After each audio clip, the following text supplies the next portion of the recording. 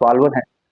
फिर मैंने उनसे ये सवाल किया, मेरे जहन में उसी वक्त आया, मैं कहा आप यहाँ पे इन एक्ट्रेसेस को, मैंने ये नोट किया कि आप मेल एक्टर्स को तो प्रीच नहीं कर रहे, मगर फीमेल एक्ट्रेसेस को, आप फीमेल्स को, एक्ट्रेसेस को आप प्रीच कर रहे हैं।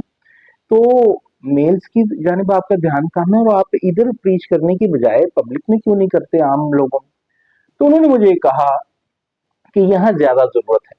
मगर उस वक्त भी तकरीबन मैं यंग एज में था, मेरे दिमाग में एक सवाल का जमाका हुआ कि मासेस में से, पब्लिक में से ही ये एक्टर होते हैं ना, ये फीमेल हो या मेल हो, अगर हम, मतलब उन्हें ज्यादा जरूरत है, वो कोलुन मौलाना एक्ट्रेसेस को प्रीच की, तो फिर अगर हम मासेस में करेंगे तो फिर एक्ट्रेसेस शायद बने ही ना।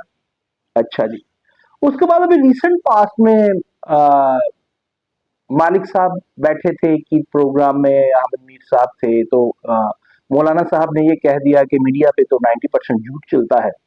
उसके बाद एजिटेट किया मालिक साहब ने, मीर अहमद मीर साहब ने, और दूसरे लोगों ने, बड़े जय्यद सहाफी हैं हमारे।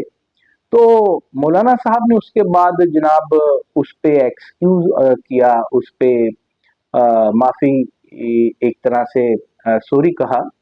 तो तब भी मैं, मौलाना साहब की फेलोशिप से मेरी मुलाकातें होती नहीं, तो मैंने कहा अगर मौलाना साहब ने पहले ठीक नहीं कहा था तो दोबारा इसी बात से उन्हें ये माजरत करनी पड़ी ना। तो फिर पहले ही गलत क्यों कहा, और अगर पहले ठीक कहा था तो फिर दोबारा माजरत क्यों करनी पड़ी।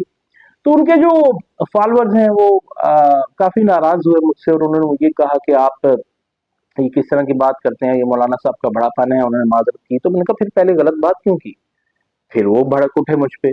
तो मैंने कहा अगर वो बात ठीक थी तो बाद में माजरत क्यों की। अब जब वो कंफ्यूज हुए, वो फॉलोअर्स, एक महफिल में हम बैठे थे, तो मैंने उन्हें कहा आपका कंफ्यूजन सिर्फ इसलिए है कि मौलाना तारिक जमील साहब की फेलोशिप है ना जो करोड़ों में है भाई, ऑल अराउंड द ग्लोब।